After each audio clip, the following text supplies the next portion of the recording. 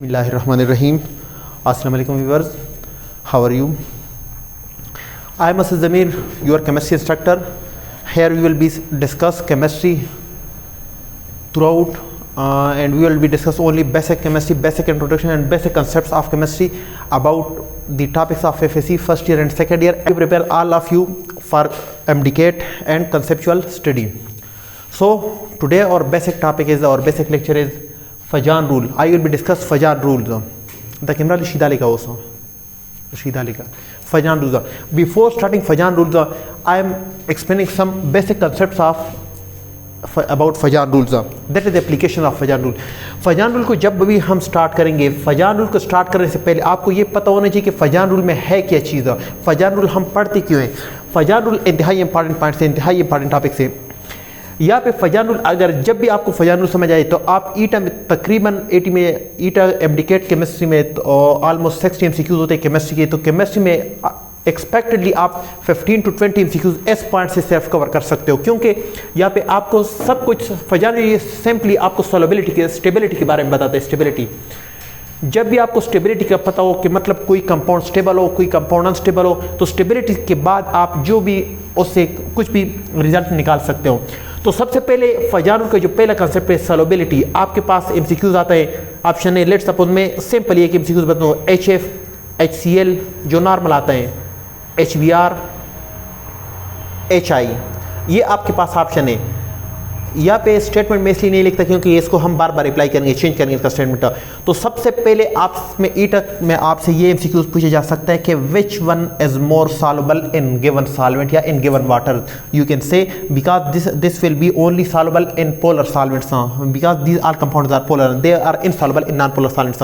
First of all इसके बाद solubility, क्योंकि फजान जो है वो हम आपके पास आयनिक कैरेक्टर के बारे में भी इंफॉर्मेशन देते हैं. तो जो ये जो इसमें आयनिक कैरेक्टर ज़्यादा पाए, तो आयनिक कैरेक्टर ज़्यादा होने की वजह से ये हमारे पास पोलर कंपाउंड में सॉल्युबल हो गए, जबकि नॉन पोलर जो है उसमें तो हमारे पास आयनिक कैरेक्टर नहीं होते या इंतहाई कम होते, ना होने के बराबर होते, negligible. So that's why they will be only soluble in polar solvents. So इसमें अब सबसे लेट्स सपोज हम बात करें which one is more soluble in water solvents, HF, HCl, HBr, HI. तो इस सोल्यूशन का आंसर, इस क्वेश्चन का आंसर, इस एमसीक्यू का आंसर आपको फजान रूल बताते हैं. इसके बाद strength of acid in basicity की अगर हम बात करें कि which one is stronger acid among these, ये तो सिर्फ मैंने एक एमसीक्यू इस वजह से लिख लिया ताकि मतलब इसके बाद टॉपिक के बाद हम इसको पूरे तफसील से पढ़ेंगे. तो HF, HCl, HBr, HI, इसमें कौन सा स्ट्रॉन्गर एसिड है, कौन सा वीकर एसिड है, कौन सा मतलब बेसिक नेचर किस में ज़्यादा है, किस में कम है, तो ये आप फजान रूल से कवर कर सकते हो. इसके अलावा thermal stability, strength of acid basicity भी कवर कर सकते हो. इसके बाद thermal stability, thermal stability mostly word ये यूज़ होता है जब भी हमारे पास कोई कंपाउंड वो आयनिक स्टेट, वो सॉलिड स्टेट में होता है. सॉलिड स्टेट, फॉर एग्जांपल मैं बात करूं, आपके पास है NaCl, आपके पास है LiCl, आपके पास है KCl, आपके पास है RbCl. तो ये आपके पास क्लोराइड दें, मतलब साल्ट है सारे पास. तो इसमें कौन सा साल्ट है वो थर्मली ज़्यादा स्टेबल दें. अब ये एमसीक्यूज आपको इस तरह भी पूछा था कि इसमें कौन सा जो कंपाउंड है वो हमारे पास मोर सॉल्युबल इन गिवन सॉल्वेंट है, इन वाटर या इन बेंजीन, इन स्वान, कुछ भी पूछा जा सकता है. बेंजीन जो होता है वो तो नॉन पोलर है, तो उसमें तो सॉल्युबल नहीं होता, इस वजह से मतलब वो बेंजीन का ऑप्शन आपने चूज़ नहीं करना होता है. तो सॉल्युबल वाटर की अगर हम बात करें तो वाटर में से ये सब हमारे पास कौन सा इसमें ज़्यादा सॉल्युबल है, तो ये भी एमसीक्यू आ सकता है. इसके अलावा थर्मल स्टेबिलिटी की, उसमें इसमें थर्मल स्टेबल कौन सा है, इस पर भी हम बाद में बात करेंगे. इसके अलावा आपसे ये भी पूछा जा सकता है कि ये जो आपके पहला एमसीक्यूज या मतलब ये जो दूसरा एमसीक्यूज है स्ट्रेंथ ऑफ इलेक्ट्रोलाइट्स, इसमें कौन सा स्ट्रॉन्गर इलेक्ट्रोलाइट्स है, कौन सा वीकर इलेक्ट्रोलाइट है. मतलब अगर आपके पास घर में जो हमारे पास जो बैटरीज होती हैं उसमें सबसे जो हमारे पास एज ए इलेक्ट्रोलाइट्स है, इलेक्ट्रोलाइट मतलब वो जो सोल्यूशन में वो कंपाउंड जो आयन में ज़्यादा इजीली डिस्ट्रीब्यूट होता है, आसानी से डिस्ट्रीब्यूट होता है, तो वो कौन सा ज़्यादा इजी डिस्ट्रीब्यूट होता है, वो हमारे पास गुड इलेक्ट्रोलाइट होगा. तो अब गुड इलेक्ट्रोलाइट का नेचर भी हम फजान रूल से एक्सप्लेन कर सकते हैं. तो आओ फजान रूल को पढ़ते हैं. पहले फजान रूल ये बेसिक सिर्फ 2 पॉइंट्स है, just 2 points these are, that is cation and anions. क्योंकि ये हमारे पास आयनिक कंपाउंड, कोई कंपाउंड जो होता है जो हमारे पास अगर उसकी हम सॉल्युबिलिटी की बात करें, अगर उसकी हम एसिडिटी की बात करें, अगर उसकी हम इलेक्ट्रोलाइट की बात करें, अगर थर्मल स्टेबिलिटी की बात करें, जो भी बात करें, वो हमारे पास एसिड एंड बेस की वो हमारे पास आयन में कन्वर्ट होता है. तो आयन की वजह से हमारे पास उसमें जो भी कंपाउंड आप उसके पास आयन में कन्वर्ट होगा, लेट्स सपोज Cl की अगर हम बात करें, अगर इसको हम वाटर में डाल दें तो ये H++ Cl नेगेटिव आयन देता है. तो ये हमारे पास cation and anion, so that's why they will be only tell about cation and anion. First of all we discuss size of about cation. Cation फजान केटाइन के बारे में दो पॉइंट देता है केटाइन के बारे में। सबसे पहले साइज ऑफ केटाइन, अगर आपके पास केटाइन की साइज वो हमारे पास स्मॉलर हो या लार्जर हो तो वो इनवर्सली डिपेंड करते हैं पोलराइजिंग पावर पर, जबकि जो डायरेक्टली डिपेंड ऑक्सीडेशन नंबर, जो केटाइन की जो ऑक्सीडेशन नंबर है, मतलब यहाँ पे हम बात करें पहले साइज ऑफ केटाइन की बात करें। साइज ऑफ केटाइन में लेट सपोज इनकी अगर हम एग्जांपल की तरफ जाएं, एग्जांपल की तरफ, तो एग्जांपल में लेट सपोज आपके पास है LiCl है, आपके पास है NaCl, आपके पास है KCl, आपके पास है RbCl। अभी अगर हम बात करें तो इसमें जो Li है, जो अल्कली मेटल्स है, ये सारे हमारे पास केटाइन है, जबकि जो बाकी है वो क्लोरीन जो है वो तो हमारे पास कांस्टेंट एनाइंस है। तो इसमें साइज ऑफ केटाइन है, तो ये साइज ऑफ केटाइन के बारे में इंफॉर्मेशन देता है। किस तरह इंफॉर्मेशन? इसकी पोलराइजिंग पावर के बारे में इंफॉर्मेशन देता है। पोलराइजिंग पावर के बारे में इंफॉर्मेशन देते हैं ये साइज ऑफ केटाइन। तो पोलराइजिंग पावर को समझते हैं।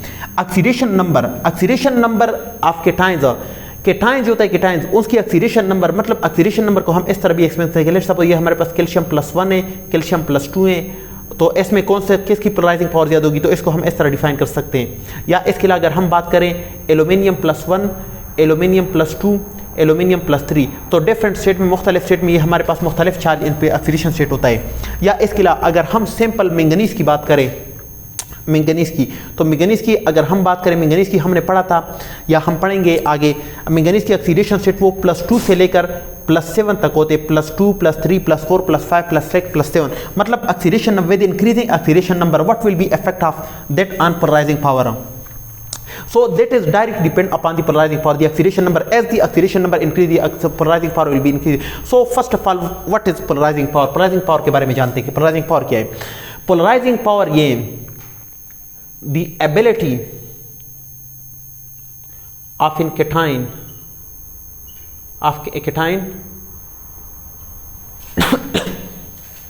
to change the shape of A9. Cation की वो कैपेबिलिटी, केटाइन की वो एबिलिटी जो एनाइन की शेप में चेंज ला सके, उनको हम पोलराइजिंग पावर कहते हैं। किस तरह? मतलब आपके पास है, लेट सपोज मैं बात करूं, ये लेट सपोज कैल्शियम +1 है, कैल्शियम +2 है, कैल्शियम +2 है, लेट सपोज मैंने, और यहाँ पे मैंने एक एनाइन रखा, एनाइन को मैं स्पेसिफाई नहीं कर रहा, एनाइन को, ये लेट सपोज आपके पास एनाइन, जब पे इलेक्ट्रॉन डेंसिटी ज़्यादा होती है, नेगेटिव चार्ज होता है, अगर इन दोनों को हम क्लोज करेंगे, मतलब इन दोनों को आपस में हम लाएंगे, तो ये क्या होगा, ये जो केटाइन होगा, सबसे पहले लेट सपोज एज्यूम करके इसके दरमियान जो डिस्टेंस है, इसके दरमियान जो डिस्टेंस है आर है, वो हमारे पास है लेट सपोज 2 मीटर है, लेट सपोज 2 मीटर है डिस्टेंस। ये तो काफ़ी ज़्यादा है, लेकिन लेट्स हम कंसिडर करते हैं। अगर हम इनको ला दें, करीब कर दें, इंतहाई करीब कर दें, लेट सपोज हमने इनको, लेट्स इमेजिन कर दें, ये जो डिस्टेंस है आर है, उसको हमने कितना लिया, इसको हमने लिया 2 mm कर दिया, 2 mm का इंतहाई शॉर्ट कर दिया। तो इस 2 mm के बजाय अब ये 2 mm का डिस्टेंस अगर हमने कर दिया, तो इससे क्या होगा, ये जो केटाइन होगा, ये हमारे पास ये जो इलेक्ट्रॉन होगा, ये जो ऐसे एनाइन में इलेक्ट्रॉन होंगे, वो अपनी तरफ ज़्यादा अट्रैक्ट करेगा। जब इलेक्ट्रॉन अपनी तरफ ज़्यादा अट्रैक्ट करेगा, तो इलेक्ट्रॉन, तो ये जो एनाइन की साइज है उसमें शेप, उसमें चेंज आ जाएगा, उसमें चेंज आ जाएगा, मतलब वो ओवल टाइप हो जाएगा।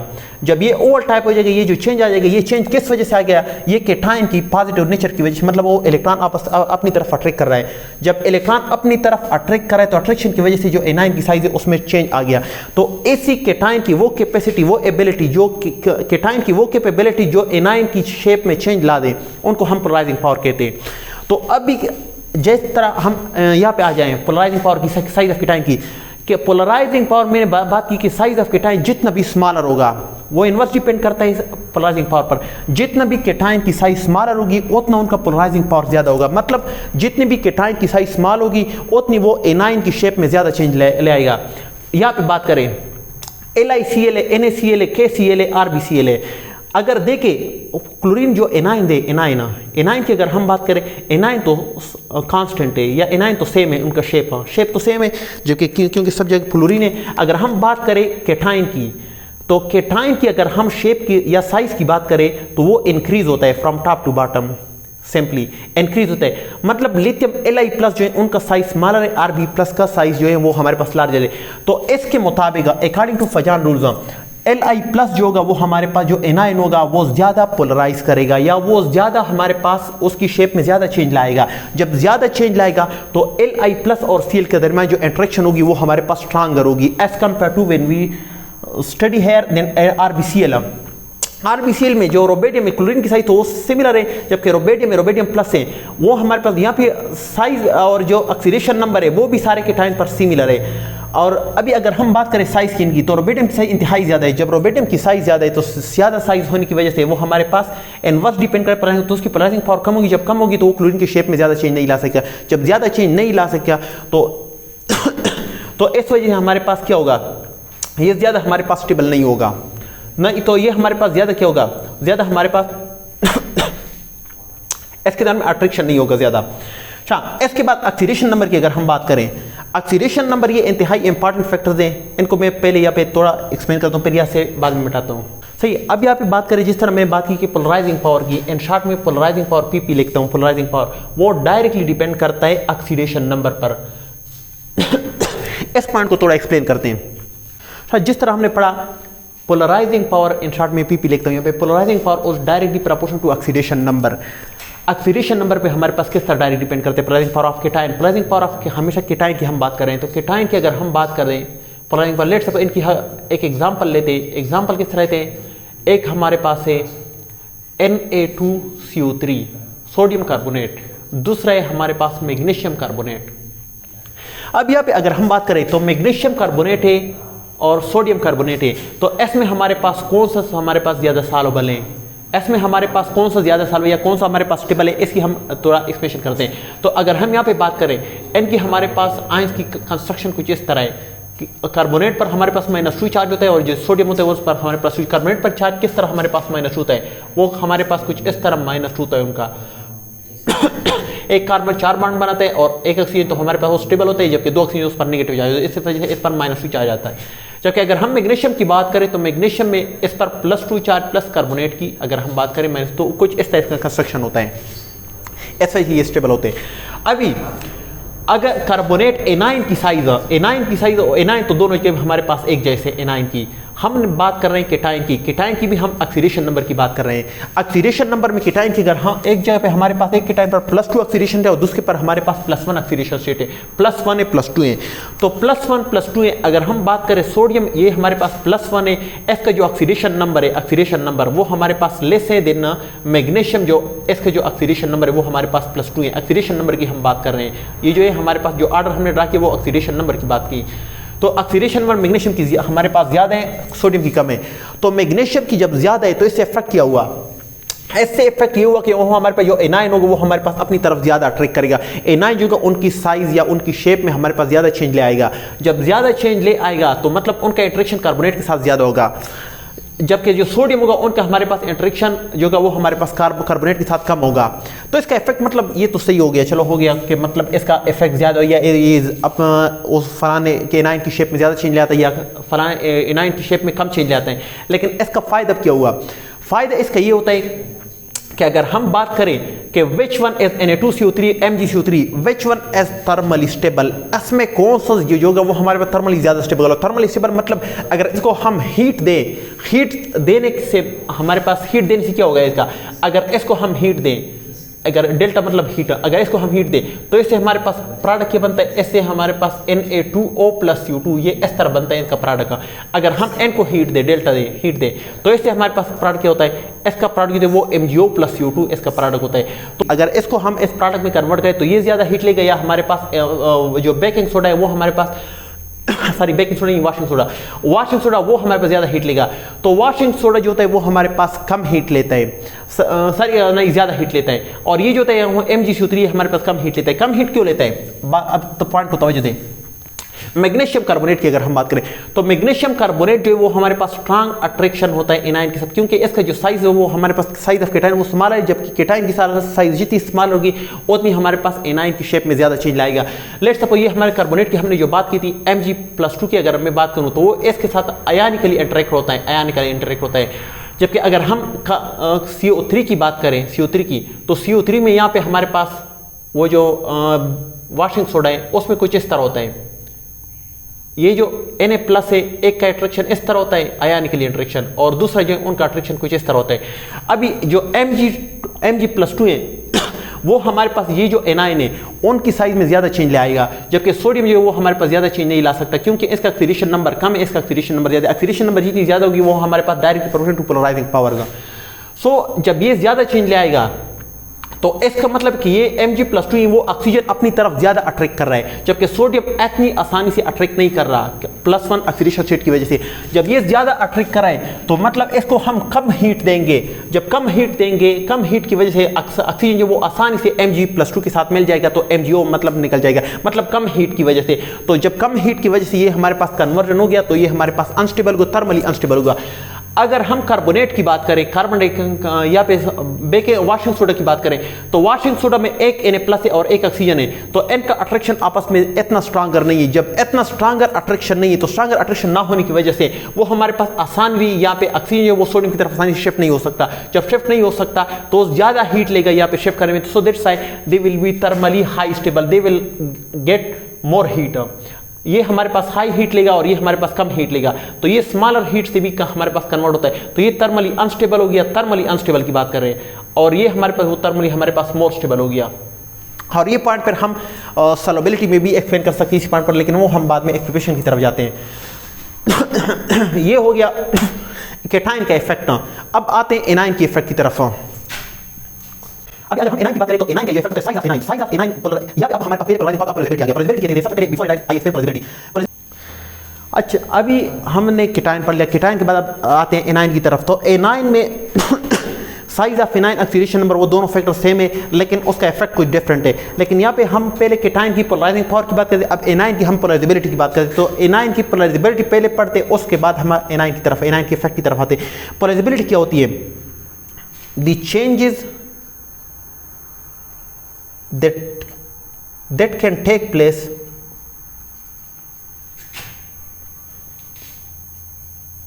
in the shape of anion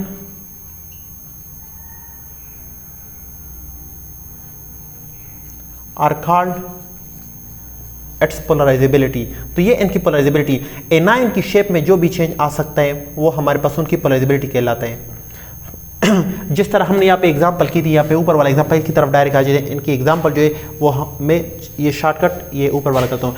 cation की अगर हम केटाइन को अगर हम एनाइन की तरफ ले आते तो एनाइन की जो शेप था उनमें केटाइन जो था, केटाइन ने एनाइन के जो इलेक्ट्रॉन थे, क्योंकि एनाइन पर इलेक्ट्रॉन की डेंसिटी ज़्यादा होती है, जो इलेक्ट्रॉन की डेंसिटी वो एक साइड पे ले गए, एक साइड पे अट्रैक्ट कर दिए, तो एक साइड पे अट्रैक्ट करने की वजह से जो एनाइन का जो शेप था वो हमारे पास कुछ डिफरेंट हो गया, वो हमारे पास उसमें चेंज आ गया, oval shape from spherical to oval it's converted. So this conversion are called polarisability. The nature of या the effect of this changes are called polarisability. तो इस पोलराइजिबिलिटी में एनाइन का अकॉर्डिंग टू फजान रूलियास पे क्या इफेक्ट है, क्या कंसेप्ट है? साइज ऑफ एनाइन, अगर एनाइन की अगर हम बस साइज की बात करें तो डायरेक्टली प्रोपोर्शनल पोलराइजिबिलिटी की, जितना हमारे पास एनाइन की साइज जितनी भी हमारे पास लार्जर होगी, जितनी भी एनाइन की साइज लार्जर होगी वो हमारे पास पोलराइजिबिलिटी उनमें ज़्यादा आएगी, मतलब उसमें ज़्यादा चेंज आ जाएगा। अगर हम सिंपली बात करें, लेट्स सपोज हम बात करें HF की, HCl की, HBr की, HI की, ये हमारे पास ये जो H है वो हमारे पास थ्रू आउट केटाइन है, और जो हमारे पास जो हैलाइड है वो थ्रू आउट हमारे पास एनाइन है। अब यहाँ पे अगर हम बात करें फ्रॉम टॉप टू बॉटम, ये जो साइज है वो हमारे पास डिक्रीज हो रहा है, इंक्रीज हो रहा है, साइज जो है वो हमारे पास इंक्रीज हो रहा है। तो इंक्रीज होने की वजह से क्या होता है, उनका जो इफेक्ट होता है, मतलब उसमें जब भी साइज जितना भी ज़्यादा हमारे पास लार्जर होगा उसमें हम इतना ही ज़्यादा हमारे पास चेंज आ जाएगा, उसमें हम जो केटाइन होगा सेम केटाइन उसमें ज़्यादा हमारे पास चेंज ला सकते हैं, उसकी शेप में ज़्यादा चेंज हो सकती है। इसके मुताबिक फ्लोरीन जो है फ्लोराइड नेगेटिव आयंस, उसकी इफेक्ट में या उसकी शेप में चेंज कम आ सकती है as compare to when they are interact with similar cations, the size when the size will be in iodide ion will be more effect। यहाँ पे हमारे पास more effect होगा iodide ion में। यहाँ पे अगर हम दूसरी इफेक्ट की तरफ जाए, ऑक्सीडेशन नंबर ऑफ एनाइन की, ऑक्सीडेशन नंबर ऑफ एनाइन वो हमारे पास इनवर्सली डिपेंड करते हैं, इनवर्सली डिपेंड करते हैं ऑक्सीडेशन नंबर पर। किस तरह, इसका क्या मतलब है? ऑक्सीडेशन नंबर जितना भी एनाइन की ज़्यादा होगी, ऑक्सीडेशन नंबर उससे क्या होगा, लेट्स सपोज ऑक्सीडेशन नंबर की अगर हम बात करें, ऑक्सीडेशन नंबर की एक हमारे पास O-1 है, दूसरा हमारे पास O-2 है, ये इफेक्ट सिमिलर हम देख सकते स्मॉलर। तो इसकी पास वेर का तो हम यहाँ पे बात करते पोलराइजेबिलिटी की एनायन की। एनायन की अगर हम आगे बात करें इसकी, ये तो सब कुछ फजान रूल हो गया बेसिकली। अब इसके हम एप्लीकेशन की तरफ थोड़ा आते हैं कि एप्लीकेशन इसके क्या होता है। सबसे पहले आपके पास एमसीक्यूज आता है कि which one is more soluble, which one is, ये चलो स्टेटमेंट में शॉर्टकट नहीं लिखता, विच one is more soluble in aqueous solution. Aqueous solution में कौन सा हमारे पास मोर सॉल्युबल है, शॉर्टकट में लिख लेता हूँ HF HCl HBr HI, कौन सा सॉल्युबल है। तो अभी अगर हम बात करें HF की, इसमें हम दो वर्ड यूज कर रहे हैं। सबसे पहले यहाँ पे HF हाइड्रोजन तो सब जगह पे सेम है सारे ऑप्शन में। क्लोरीन जो है वो हमारे, या जो एनायन है उसकी हमारे पास इफेक्ट जो है वो हमारे पास डिफरेंट, या एनायन एटम डिफरेंट है। तो अगर हम HF की बात करें फ्लोरीन की साइज सबसे स्मॉलर है, आयोडीन की साइज हमारे पास सबसे लार्जर है। तो ऑप्शन के मुताबिक या तो HF आएगा या HI आएगा, मतलब बीच वाले नहीं आ सकते, मतलब या जो सबसे स्मॉल होगा या जो सबसे लार्जर होगा, एक्सपेक्ट इस तरह होता है। तो अब इसमें कौन सा होगा, कि मतलब कौन सा सही होगा, ये दोनों। इसके अलावा जब भी आप एमसीक्यूज करेंगे ईटम या एमडीकेट में, आप जब भी एलिमिनेशन करेंगे तो एलिमिनेशन की वजह से आपके पास आसानी, आपके पास चॉइसेस कम होंगे। जब चॉइसेस कम होंगे तो चॉइसेस कम करने में या ऑप्शन कम होने में आपको आसानी होगी। मतलब आपके पास एक एमसीक्यूज में चार ऑप्शन में आपने सही करना होता है, तो वो हमारे पास डिफिकल्ट होता है as compare to when you have selected the right answer between two options. So HF it will be this way, when we add and that into aqueous solution, it will be converted into H plus and F negative ion. On the other hand, if we put HI in water, it will be converted into H plus and to I negative. सो अब यहाँ पे बात करें fluoride ion की हमारे पास size smaller है, जबकि आयोडाइड आयन की हमारे पास साइज लार्जर है। दोनों हमारे पास, दोनों ने आयन में हमारे पास वाटर में आयन दे दिए। अभी थोड़ा हम आगे जाते हैं, इनको मैं थोड़ा यहाँ पे लेके आता हूँ। अभी अगर हम फ्लोराइड की बात करें, फ्लोराइड की साइज हमारे पास इतना है। फ्लोराइड की साइज एक हमारे पास H पॉजिटिव है, H पॉजिटिव वो तो केटाइन है। केटाइन जो वो हमारे पास वाटर जो वो कुछ इस तरह सराउंड करेगा, वाटर कुछ इस तरह सराउंड करेगा। मतलब जो वाटर की जो पार्शियल नेगेटिव पोल है वो हमारे पास, वो जो केटाइन है उनको हमारे पास अपनी जगह पे अट्रैक्ट करेगा। जबकि जो एनाइन वो हमारे पास वाटर की जो पार्शियल पॉजिटिव पोल है वो हमारे पास इनको अट्रैक्ट करेगा, या हमारे पास यहाँ पे डाइपोल इंटरेक्शन आ जाएगा। पार्शियल पॉजिटिव इस तरह, सिमिलरली मैं यहाँ पे भी इनको इस तरह लिख सकता हूँ, पार्शियल पॉजिटिव, इसमें हमारे पास डाइपोल इंटरेक्शन आ जाएगा। अभी fluoride ion H positive ion का इफेक्ट तो सब जगह पे सेम है, वो हम इसको डिस्कस नहीं करते। जबकि जो fluoride ion and iodide ion, fluoride ion वो हमारे पास कुछ इस तरह हमारे पास सराउंड होगा, वाटर इनके अराउंड इस तरह सराउंड होगा। जबकि आयोडाइड आयन की अगर हम बात करें, वो हमारे पास वो वाटर कुछ इस तरह सराउंड करेगा HN2, और जो पार्शियल पॉजिटिव वो इनको अट्रैक्ट करेगा इस तरह, partial positive. Similarly from this side, partial positive, it will attract, या dipole interaction will be established here. So here you can say that iodide ion और fluoride ion दोनों केसेस में water ने सराउंड कर दिया। अब हम स्टेबिलिटी की बात कर रहे हैं, स्टेबिलिटी की। और हाइड्रोजन आयन की तो सब जगह पे इफेक्ट कांस्टेंट, उनको हम डिस्कस नहीं करते। जबकि फ्लोराइड आयोडाइन को देखें, फ्लोराइड आयन की एन की हमारे पास जो साइज़ है वो हमारे पास क्या है, स्मॉलर है, एन की साइज स्मॉलर है। जबकि जो आयोडाइड आयन है उसकी साइज जो है वो हमारे पास लार्जर है। साइज़ की हम बात कर रहे हैं, साइज की वो हमारे पास लार्जर है। तो as we discuss in the anion या the polarisability of anion, the size of the anion, the polarisability is directly proportional to the size of the anion. अगर हमारे पास साइज एनाइन की साइज हमारे पास लार्जर होगी तो उसमें हमारे पास चेंज ज़्यादा आएगी। अगर हमारे पास आयोडाइड आयन की या हमारे पास एनाइन की साइज हमारे पास स्मॉलर होगी तो हमारे पास क्या होगी, उसमें हमारे पास इफेक्ट या पोलराइजेबिलिटी कम होगी। जब पोलराइजेबिलिटी कम होगी मतलब तो उसमें हमारे पास अट्रैक्शन जो वो हमारे पास वीकर होगा। जबकि एनाइन की साइज जितनी भी हमारे पास लार्जर होगी, जितनी भी हमारे पास लार्ज होगी, तो उतनी हमारे पास वो जो अपोजिट आयंस है उनके साथ, या जो केटाइन है, केटाइन का इफेक्ट तो दोनों जगह पे सेम है। तो केटाइन का इफेक्ट मतलब H पॉजिटिव ऑफ वाटर, उनका इफेक्ट दोनों की जगह पे सेम है।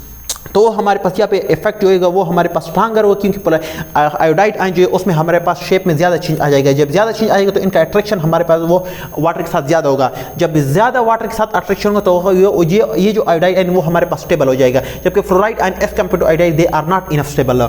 सो that's why the fluoride ion that is unstable, that will be reattack on H positive ion and the reaction will be reverse and form HF.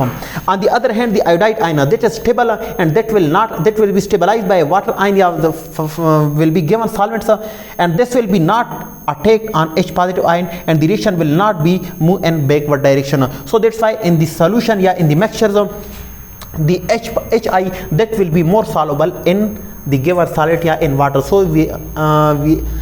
our right answer is HI. On the other hand अगर हम इसकी acidity की बात करें तो acidity भी हमारे पास same to same यहाँ पे कंसेप्ट हम अप्लाई कर सके।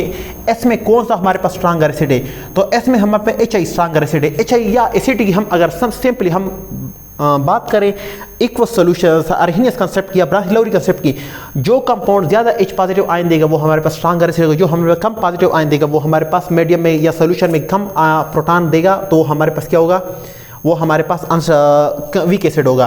तो HF जो होगा वो हमारे पास, अगर हम इसको वाटर में डाल दे तो HF फ्लोराइड आयन कंसंट्रेशन वो हमारे पास अनस्टेबल है, तो वो H पॉजिटिव पर अगेन अटैक करेगा तो रिवर्सली HF बन जाएगा। तो इसके मुताबिक वो सोल्यूशन मिक्सचर को उसमें हमारे प्रोटॉन की कंसंट्रेशन कम होगी, जब प्रोटॉन की कंसंट्रेशन कम होगी तो हमारे पास वीक एसिड होगा। On the other hand HI iodide ion is stable, it will not be attack on H positive ion, so in the remaining solution the proton ion concentration will be greater, so that's why HI will be more stronger acid among these option। This is strength of acid and basicity हो गया।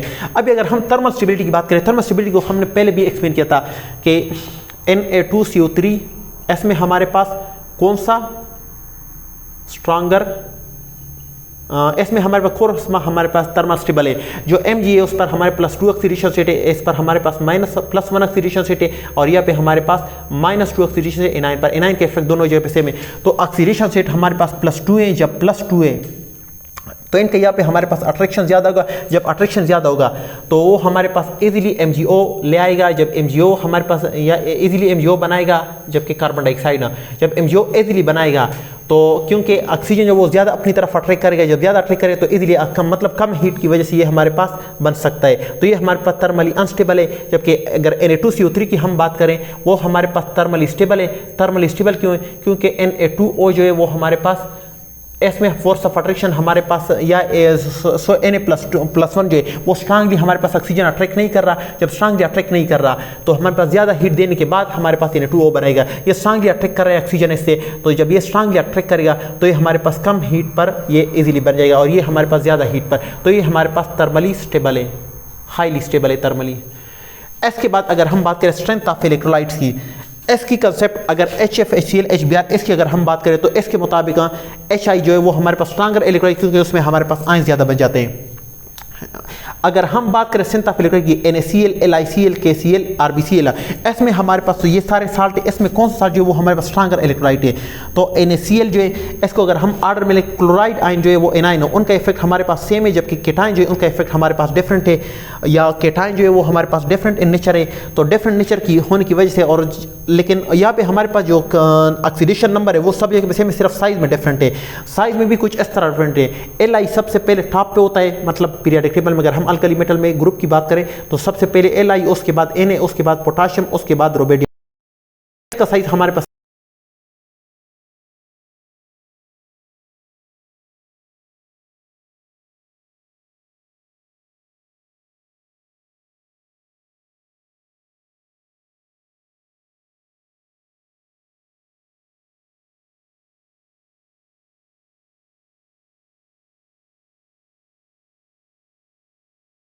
मतलब इसको हम जो separate करेंगे तो हमें ज़्यादा हीट लेगा, क्योंकि उसके दरमियान फोर्स ऑफ अट्रैक्शन ज़्यादा है। अगर इसको हम वाटर में डाल दें तो वाटर में डालने के बाद क्या होता है, यहाँ पे Li+ Cl नेगेटिव होता है। अगर हम रोबेडियम को डाल दें तो रोबेडियम वो Rb+ Cl नेगेटिव बनाते हैं वाटर में।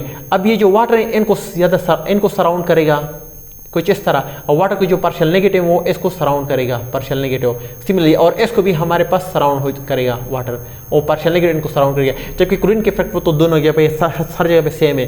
तो इसमें जो Li+ है वो हमारे पास वाटर को ज़्यादा पोलराइज कर गया, वाटर को हमारे पास उसके इफेक्ट में या एनाइन के इफेक्ट में या वाटर के इफेक्ट में ज़्यादा चेंज लाएगा। जब ज़्यादा चेंज लाएगा तो उनका इनके साथ इंट्रैक्शन ज़्यादा होगी। जब इंट्रैक्शन ज़्यादा होगा तो लिथियम जो होगा मतलब वो सोल्यूशन में ज़्यादा स्टेबल होगा। जब ये ज़्यादा स्टेबल होगा तो वो Cl पर अटैक नहीं करेगा। ऑन द अदर हैंड रोबेडियम की साइज हमारे पास लार्जर है, वो हमारे पास केटाइन की साइज जब लार्जर होगी तो वो हमारे पोलराइजिंग पावर इनकी कम होगी, जब कम होगी तो वाटर के साथ इनका अट्रैक्शन कम होगा, जब कम होगा तो हमारे पास अनरिएक्ट होगा, वो क्लोरीन पर वापस अट्रैक्ट करेगा, जब वापस अटैक करेगा तो क्या बन जाएगा, वापस हमारे पास RBCl बन जाएगा। तो इसके मुताबिक आयंस कौन सी ज्यादा देंगे, वो NaCl ना वो LiCl ज्यादा आयन देंगे। जब LiCl सोल्यूशन में ज्यादा तो these are about for example application and something about it। और उम्मीद है आपको समझ आएगा। अगर अभी तक भी कोई मसला या कोई पॉइंट समझ में आए तो वो आप कमेंट सेक्शन में आप पूछ सकते हो। ओके, अल्लाह हाफिज़।